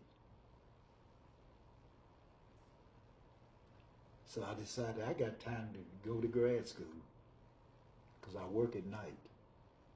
I go to grad school during the day. Dr. Leonard Buddha Robinson, after he came by after we broke, because we take classes from 6 o'clock to 9 o'clock in the evening. We were taking a break, and he says, "Mr. Watkins," I said, "Yes, Dr. Robinson. Could I talk to you after class this evening?" I said, "Sure, I don't have anything to do except go home." He said, "Please stop by the office. I want to speak with you." Now, I just graduated from A&T in May. Taking these classes. Did you need to get that? I can stop. Hold a minute. There's just someone in my front door. Oh, okay. He says, "I'm going to need you to help me." I said, "What is it, Dr. Robinson?" "I'm going to need you to teach 4 classes. I said, "I beg your pardon?" He said, "I need you to teach 4 classes in history." "That was your major, right?" I said, "Yes, sir." Now I'm taking classes in administration, supervision to get my master's. He says, the professor that was supposed to come to have those classes is going to be unable to come on schedule. He's over in Africa doing some special work. And he cannot be released from that assignment in time to get here to take these classes. I want you to teach them. I said, "Dr. Robinson, I got a job." I said, "I have a family." He says, "Yeah, but you can do this. You work at night, right?" I said, "Yes, sir." He said, "Well, these classes are doing today, starting at 8 o'clock in the morning." I said, "Oh." I said, "Okay." So I taught at that time Negro history, American history, and world history. I had 2 North Carolina history classes. I had 4 classes, two in North Carolina history, 1 in world and 1 in Negro history. That make 4 classes. Now, I told you I wear this cap for a reason. In one of those classes was a young man by the name of Alvin A. Attles. Now, you ever heard that name before? Alvin A. Attles. For some reason, I'm the surprised. Attles sounds familiar, but it's not Yeah, really. he's from Newark, New Jersey. Okay, I don't have your memory. Okay. Tell me. I'm going to give you a little history. Dean Smith at Carolina, I know you heard that name. He's the the Dean Dome is named for. I helped build that building too, by the way. I helped raise money for him. I can tell you all about that. Okay. Who I had to work with to do that. His son later became the president of the University of North Carolina system for higher education. You may know who that is. But anyway,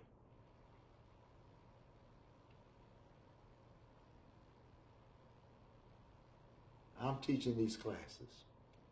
I have a number of athletes in there, some from the football team, some about 3 or 4 from the basketball team. Some of them were pretty good students. Some of them were just ordinary, but still making it. One of those guys that I thought so much of was Alvin A. Attles. He was in that class. The old Coliseum here in Greensboro. You remember Coach Calvin C. Irvin? I know you do. He was the coach. There's been some pretty decent coaches since Cal, but Cal was the coach. Other people tried at it. Of course, Cal could have been a professor in English also. He spoke with a language that most folk didn't understand.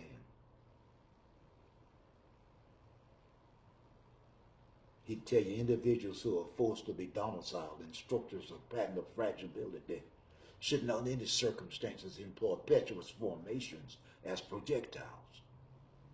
What did he just say? I trick people up. I trick people all the time with stuff like that. So don't mind me. I don't know if it's burping or what. I've had PhDs ask me the same thing. I don't know what the heck you're talking about. I just simply said people who live in glass houses should not throw stones. Individuals who are forced to be constrained in domiciles of structured patentability should under any circumstances employ perpetuous formations as projectiles. Oh, I got you. You Thanks see it? for interpreting. Yeah. Yeah, I used to do stuff like that just for fun. Yeah. But did they Cal would speak like that. I'm saying as a basketball coach. You take somebody like Ed Towns, the congressman from New York. Ed tried to play basketball under Cal. So he practiced. Like Mr. Armstrong used to tell you, J. Neil Armstrong. You must practice. Can you hear him talking? Did you know J. Neil Armstrong? You didn't? Oh, I'm sorry. But anyway, it got to a point, Cal's one day said, Ed, let's talk a minute. He says, you're trying out for my team, and I have paid particular attention to you. You got several discrepancies. You're not really fast. Your dribbling is not really at the standard that I would prefer. And therefore, I'm going to recommend, Ed, that you hit the books. He said, what, Coach? Ed, I'm telling you, spend your time in class. Hit the books. Don't worry about being a basketball player. But anyway, this guy, Al Attles, is being taught and coached by Cal, even though Dean Smith wants him at Carolina. And Carolina won't allow him because of what? Segregation. That's a whole nother story. I hate to get into it. But Al comes to A&T. And he's in one of my classes. Now, did well in my class too, I'll tell you that. He wanted to learn more about Negro, what they call African American Black history today. Al went on to be drafted by the Philadelphia 76ers basketball team with Wilt Chamberlain. I know you heard that name. The basketball team then moved after a while to the West Coast. It became the Golden State. Well, one time they were the Los Angeles, they were the San Francisco Warriors, then the Oakland Warriors, now they're the Golden State Warriors. Al Attles is a major guard on that team. The night that Wilt Chamberlain scored 100 points in Hershey, Pennsylvania, the second highest score on that team was Al Attles in that same game. Al Attles holds I'm going to call it a major distinction. He's the only African-American head coach of a professional sports team. I don't care whether it's baseball, basketball, hockey, soccer, whatever. To be the head coach of that team and also win a national championship. That's Alvin A. Attles. He's not well, bless his soul, right now. still lives in Oakland, California. But in 1975-76 year, Al Adler's team as the head coach won that championship. Thank you. Yeah, and I wear this cap to honor him. And I like the team too. Right now, you know who's on it? Come on now, Stephen Curry. I don't pay attention. You don't pay any attention to Okay. Stephen Curry is a favorite of mine, as is the Okay. favorite of many people. Yeah, I think he's doing many things the right way. My son and all of them in favor of LeBron James, and I like LeBron James basically. I like he's taking a stand on social issues. I'm proud of all that. I want more of them to do it. They make plenty of money. Most of them got multi-million-dollar contracts. If they're doing anything worthwhile with their money, they don't have anything to worry about. They got any good sense at all. Was Adams from Greensboro? Oh, no, New Jersey. The first time 100 points was put on the scoreboard in the old Coliseum, Al Adler stole the ball, drove the length of the court, went up with his right hand. A defender came close to him. He put the ball behind his back, went up, and put it in with his left hand. And it was 100 points. That's the first time 100 points had ever been on the old scoreboard. That's history. I just saw the name Irvin Smallwood the other day in the newspaper. I think his name is Irvin Smallwood. He can tell you a lot about Al Adams. When he goes to Oakland, most times he goes by to see Al. May even stay with him, I don't know that. Yeah. I've been out there to try to see Al, and when I went to see him the last time, he was down San Diego doing something, and I couldn't get a chance to see him. But he went to A&T. Oh, he's an A&T graduate. Yeah. He's the only African American who's an HBCU graduate who's won a national championship as the head coach. I'm not talking about being a player, as the head coach. Not an assistant, not an associate, but the head coach, Alvin A. Adams. That's special. Yeah. Tell me this. You were at A&T. You had gone back to A&T, and you were there in 55. Were you there during the incident at Harrison Auditorium when the governor came? I was in the auditorium. Please tell me your. The governor had been cautioned, I'm going to use that word, because we knew how he pronounced our names. He didn't say Negro. The Negroes are this, the Negroes are this. Now, he's supposed to be an educated individual. I bet he pronounces most other ethnicities correctly. And some of them are very difficult to pronounce. Negro is not. 2 syllables. Negro. You don't need a doctorate.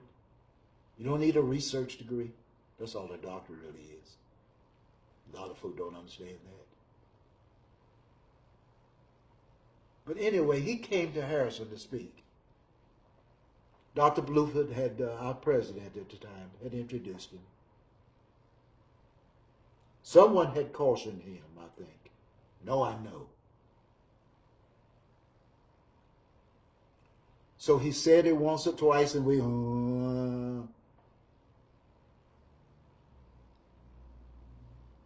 I think the third time was a bit much. We started stomping our feet and hitting on the back of the seats, making a loud noise. I mean, it rumbled all through that auditorium. Harrison, that was the old Harrison. It's been renovated since then. We wouldn't let him speak anymore. If he started, we're not going to hear him.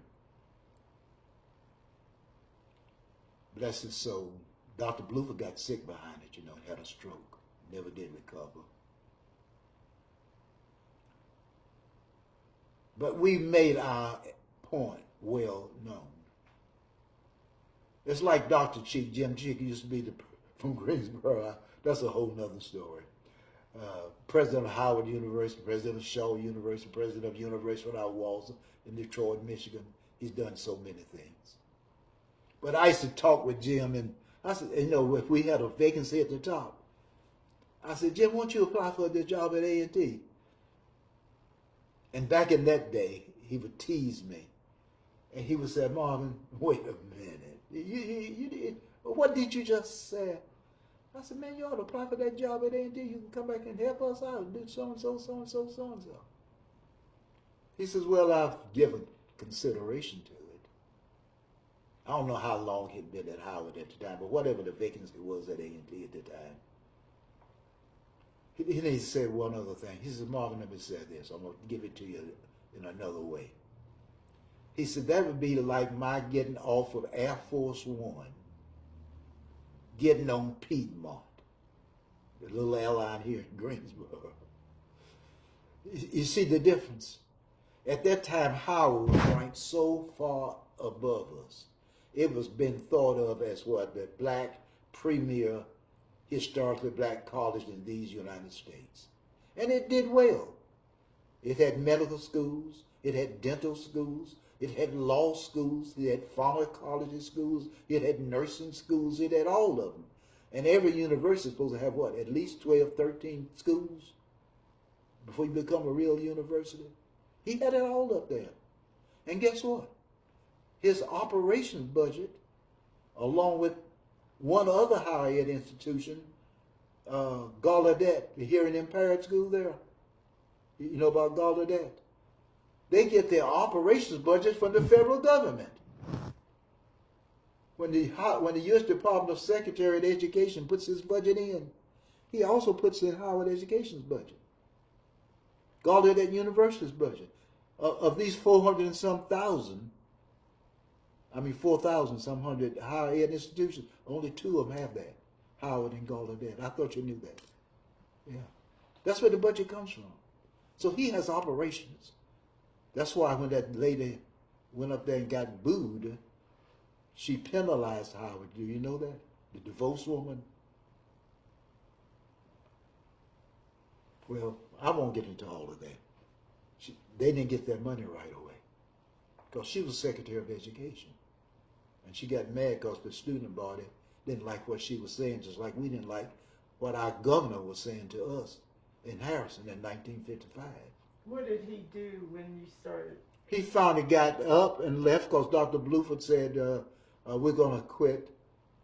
He was able to say that, I think. And probably got in his governor's car and his driver. I don't think they had any airplanes at that time, the helicopter. That's what the governor's traveling in now. And drove back to Raleigh. I think the Dr. Rankin said that he had highway patrol. Oh yeah, just escorts. Well, that's normal for people of that high rank. And I like Lynn Rankin too, by the way. I liked he and Dr. Dowdy. And I know they both had problems, but and I've worked for both of them. I've worked for every chancellor president except 2 at A&T. That silly man, well, he never should have been brought there. I don't know what was going on with the search committee, brought that man battle to A&T. I listened to his speech when he came, and I said, this man is not well enough to be the principal of a great high school like Dudley, any high school. That was just my thinking. I'm not saying what somebody else might have thought of him. I'm not critical of people, but I did not like his speech one iota, and I'm sitting there listening to it. But I don't want to get into things like that about A&T. I have done some things, and I have been privileged to be present. But Badler I never worked for, and Dr. Martin right now I have never worked for. Harold's been there, and I'm going to call him Harold. He and I used to travel together. We've been to New Jersey. We've been to Los Angeles. We've been to Jet Propulsion Lab in Pasadena, California. We've been everywhere together. But sometimes I think, well, I don't want to say it like that. But sometimes when you get to the top of something, your mindset changes. Yeah, and I don't see the need for it. I spoke of Dr. Rennick. I like people who are always going to talk with beggars and kings alike. Yeah, that's just Marvin. I don't forget anybody. Yeah, and I want to know a lot of people. I don't mind meeting new people. Yeah, I like meeting new people. Did you know Campbell? I don't know when he passed. The ROTC. ROTC man. Uh-huh. I did not know him. The ROTC building is named for him. He might have passed before your time. But I was on A&T's campus a lot of times when people didn't know I was there. See, my family went to A&T. My older sisters, I mentioned that in our family, the girls were older than the guys. And while my older sisters were attending A&T, Marvin would go to A&T also. I didn't get into classes. I just walked the campus. And the campus was nothing like it is today now. You know, I tell folk, I say, if you ain't been here in 20 years, you don't know A&T. Yeah. I mean, I've seen every bit of it move.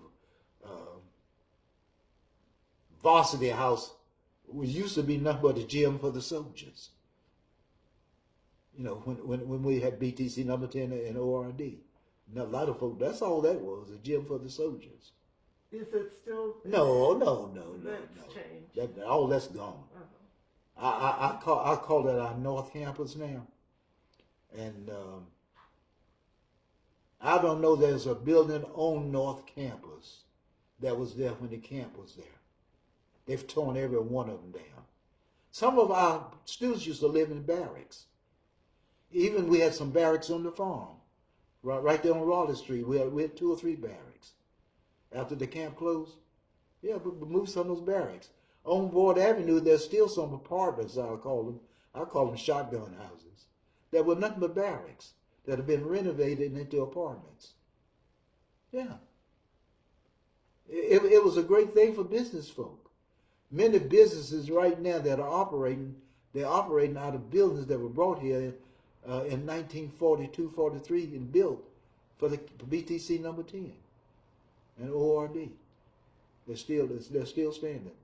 Did you ever hear that Charlton Heston came through there? I did hear that. I never cared about Charlton Heston after he did that and holding that rifle in my dead hands. You know, a gun is a gun is a gun. And some of them have no business being in the hands of the ordinary citizen. And I'm a believer in that. That AK-47, that's only a military type piece of equipment. And one day, I hope I live long enough, that the manufacturer is going to be disallowed from selling it to anything but military operations. Now, if some soldier steals it and gets it out, I can't do nothing about that. And soldiers find a way to get stuff going. Yeah, they do. Soldiers know how to do stuff. They're smart. They're well trained, most of them. Did you ever end up going into the military? That's another sad story. When I went to A&T, I enrolled in ROTC, Air Force ROTC. Major Elmore Kennedy Jr. was my professor of air science and tactics.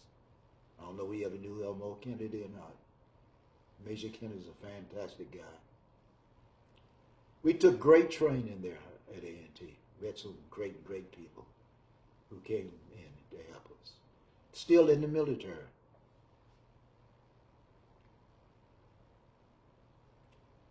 Went into advanced training. Had a guy from Kansas with me, Frank Willingham. God, I'll never forget him. Fullback on the football team, wanted me to come out and play halfback, and I never would do it because I had a family. I didn't have time to do that. Plus, I got injured at Dudley High School trying to play football. And messed my hip up, and I said, this is nothing I should try again. But went down to Pope Air Force Base at Fort Bragg for our qualifying test. I'll just call it test. Stayed there about 3 or 4, 5 days. No, not 5, maybe 4 days. Psychological training, all kind of training. Finished up, went into the commandant's office. Cadet Watkins. Yes, sir. Congratulations. I said, oh, thank you, sir. He said, Cadet Watkins, you have qualified for either bombardier or navigator. I said, I beg your pardon, sir? Cadet Watkins, you've qualified for either a bombardier or a navigator. I said, oh, sorry about that. He said, what do you mean? I said, I came here to be a pilot.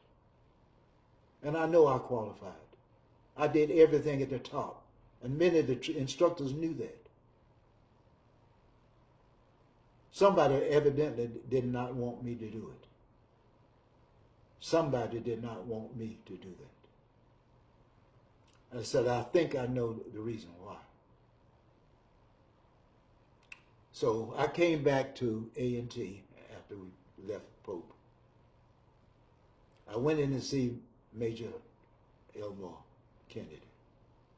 I said, Major Kennedy, I said, I'm resigning from advanced training. He said, I said, yes, sir. He says, what? I said, because I did not qualify for pilot's training, they told me, at Pope. And I said, I know I did. And he looked at me, he said, well, I've got to send your name to the head of the draft board, selecting service. I said, send it. Well, again, bless the good Lord, my academic grades were pretty high. And so I qualified what they call a first student qualification, which deferred me from being drafted at the time. Now, I could be drafted later, but I got like a deferment. I went on to finish college. And I told you the other story about, finishing school. And so that was the extent. I knew more about military life by being at BTC number 10 as a youngster than many seasoned military activists knew about military training. I knew what could cause you to get busted. I knew every rank, from a recruit right up to a 4-star general. Yeah, because I saw it. I lived it. There was a guy by the name of Sergeant Kilroy. Kilroy was like a legend. A master sergeant. That's 3 up and 3 down on your shirt sleeve or your jacket. Uniform, they didn't call it. One day my brother came in, my older brother, and he had done something that Sergeant Kilroy had gotten word of. I don't think he saw it himself. But it was dishonorable, I'll put it that way. And you didn't do that in the military, okay? Now, we're number kids, but they looked at us like being in the military, and we acted that way. We drilled with the soldiers. I mean, we did it. They didn't give us any guns.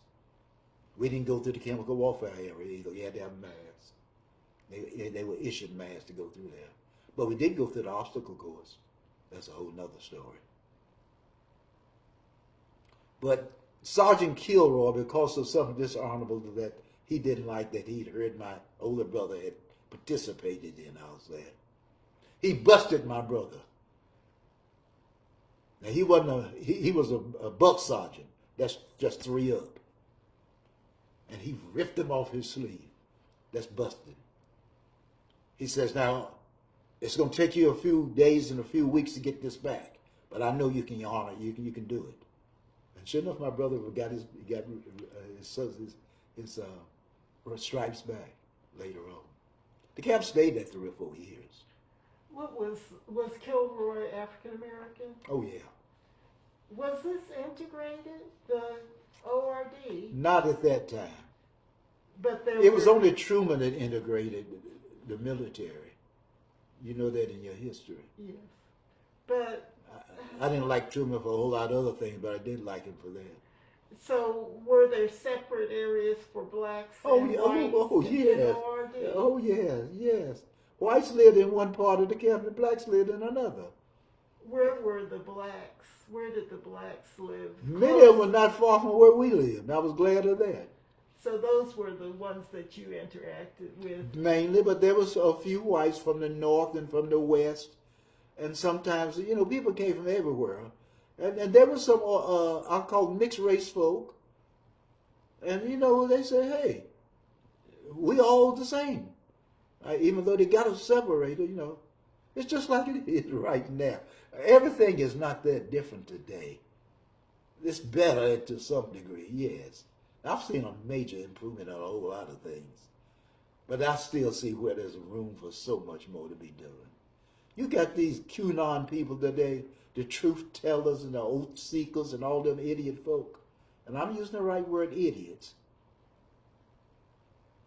They believe they are supremacists. They think they're better than anybody that is not 100%, I'll call it Europa. That's why Trump said, oh, why can't they come from where? Belgium. Why can't they send them from Holland? Why can't they bring these transplants in from so and so, so and so? Almost purely white folk. Not many blacks involved. You see what I'm saying? Today, there's not a great difference. We're living in, but Dr. King would come here today. He says, Lord, I thought it'd be so much better than what it is. But it, you know, we may well go back to 1940, 45, 50. I mean, to some extent, I'm telling you. You got some idiot people right now. And some of them are in our legislature. Yeah. And that's the problem. The John Lewis bill for voting has not passed. Why? Because of these QAnon people putting money in. And the ARA, American Rifle Association. And they're the ones giving these people these AR-15s. Let them have them. We can give them a discount on it. And there are idiots out there talking about having a civil war. And I'm calling them idiots because they are. And they're not going to win. They are not going to win.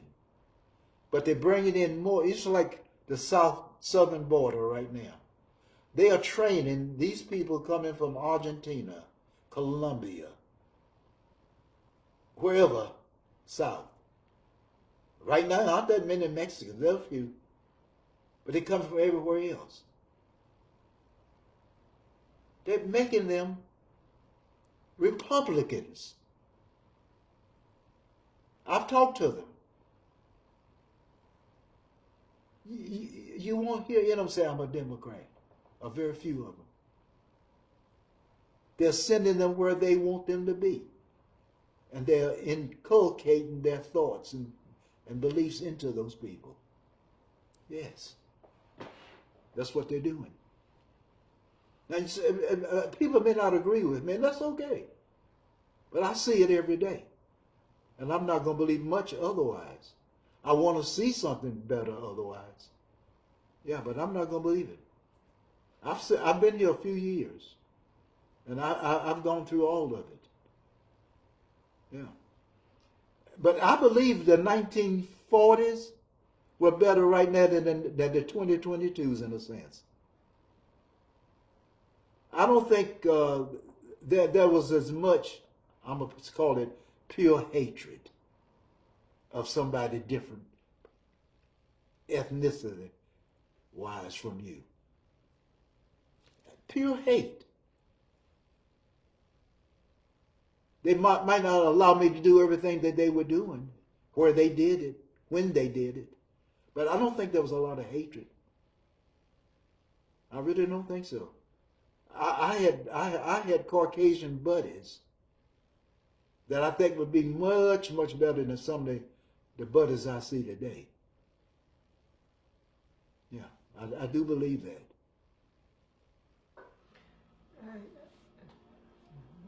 The guy I told you, George McPherson, he'd go to war with me. Yeah. He wouldn't let anybody say a bad word about me and not stand up. Yeah. I don't know that his whole family would do that, but I know he would. One thing's for sure about weaponry too nowadays versus then. People didn't have AK-47s. No, they didn't. So.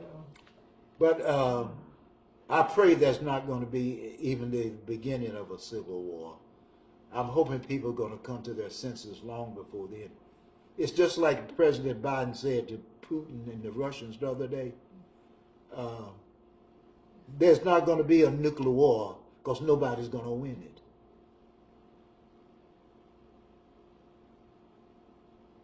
it. And there's a whole lot of truth to that. Nagasaki, Hiroshima. You know about those two countries? Yes. Those two cities? Mm-hmm. Ain't nothing growing there yet. Because the atomic bombs were dropped there. The nuclear bombs now are worse than the atomic bombs that were dropped there. Ain't much going to exist. Huh. The world as we know it probably won't be here if somebody does that. So stupid enough to do it. The best thing they can do is get rid of all of it.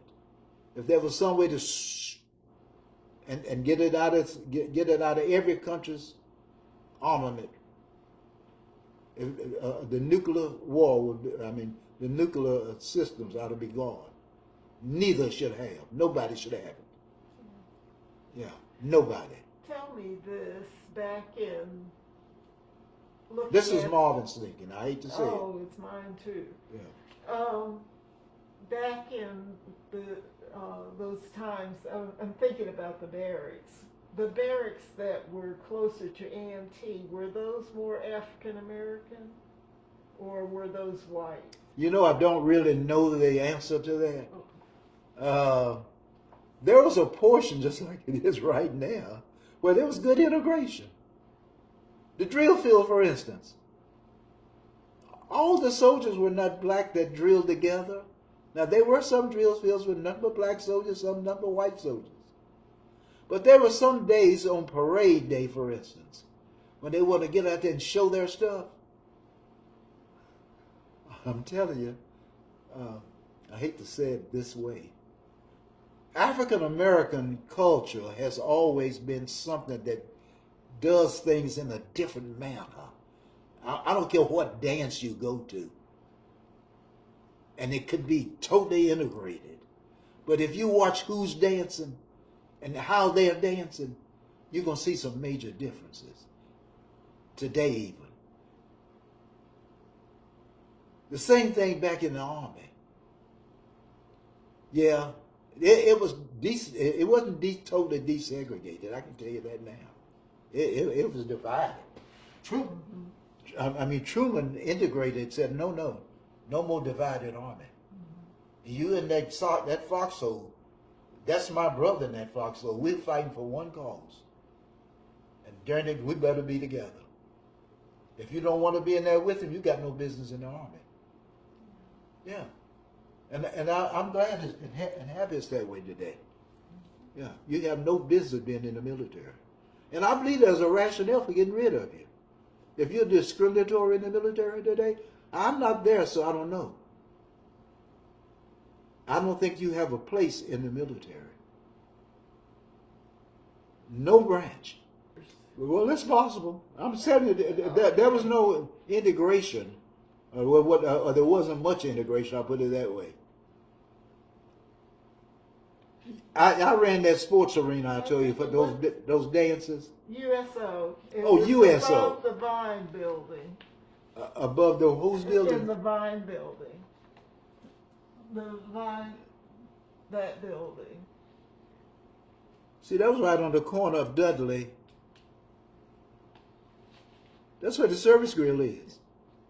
Doesn't that say service grill right there? That's Dudley in East Market.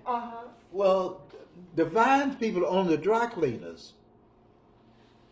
My classmate, oh God. Let's take a break, and then let's get into East Market and your career. But what do you want to know about the USA? I wanted to know anything since we were talking about the military. But not being a soldier, I didn't go there. Yeah, just anything that you'd heard about it. It was for the black soldiers. I'm saying the white ones had one somewhere else downtown. Okay. I bet somewhere off of North Am, because see, East Bessemer ran all the way to North Am, right? And the camp actually stopped at Summit Avenue. Think about Bessemer from, I'm going to say, English Street to Summit Avenue. That's where the camp was. You went up a long ways. Oh, the camp was huge. Yeah. If I was in my truck, I'd take you around and show you a bunch of stuff. Well, we'll